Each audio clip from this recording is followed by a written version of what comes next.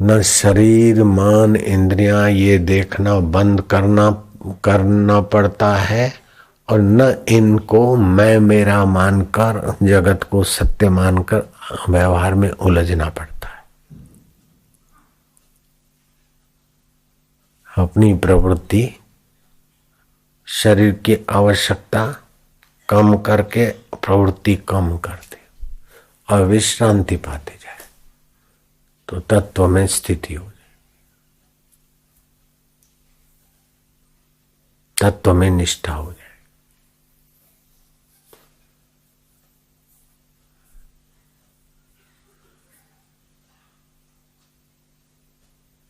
इसको बोलते हैं मुक् साधन, कुछ न करने का साधन। सुबह नींद में से उठते हो तो क्या करते हो? कुछ ना करो, देखो एक आध मिनट शांति। वो तत्व है, वो मैं है, वो आत्मा है। उसी से मन स्फुरता है, उसी से बुद्धि निर्णय करती,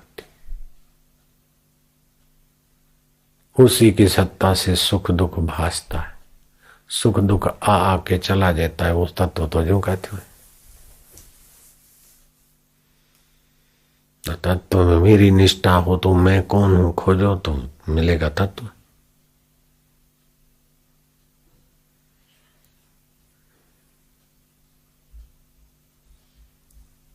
श्वास चल रहा है, अपने तरफ से मत चलाओ। श्वास चल रहा है, श्वास अंदर गया सो, बाहर आए हम।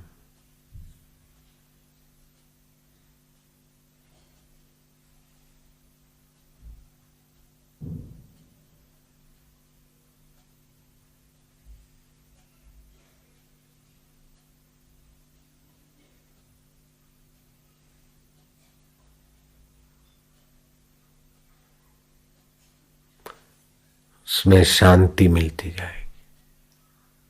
इससे बुद्धि भी पुष्ट होगी, मन भी पवित्र होगा। दीर्घ काल के अभ्यास की आवश्यकता पड़ती है, क्योंकि कई जन्मों के संस्कार है ना इंद्रियों में, मन में, संसार में सत्बुद्धि करके भटकने के।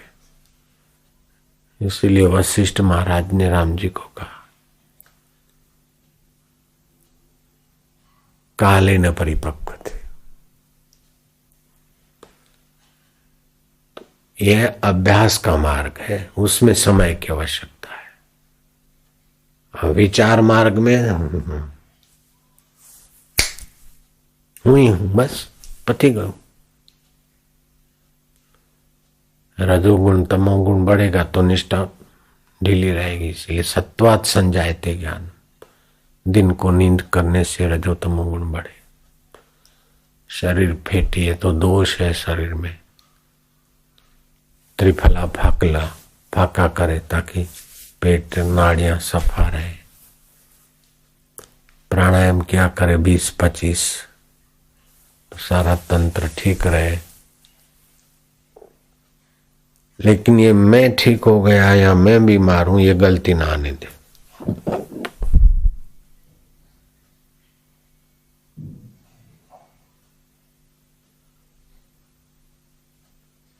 उठत बैठत ओई उठाने, कहत कबीर मुसी ठकाने।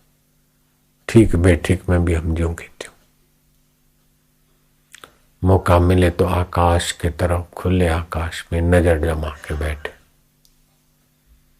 सो हम जपे कभी खुले आकाश को देखे, मन शांत तत्व में जाए। सफुर मन है, निष्फुर ब्रह्म है। तो पानी शांत है तभी भी पानी है, और लहरियां है तभी भी पानी है। तो फुर रहा है तो भी ब्रह्म ही हो गया। लेकिन वो पहले विश्रांति का अनुभव करे तब फुरने में ब्रह्म दिखेगा।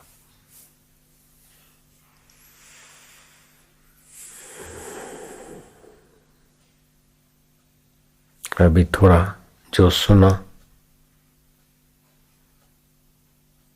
श्वासोश्वास की गिनती करते जाओ।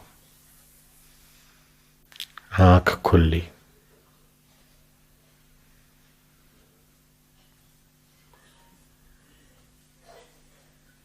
बंद रखो तो बंद में अगर अनुकूल पड़ता है तो अमावस्या दृष्टि, खुली में अनुकूल पड़ता है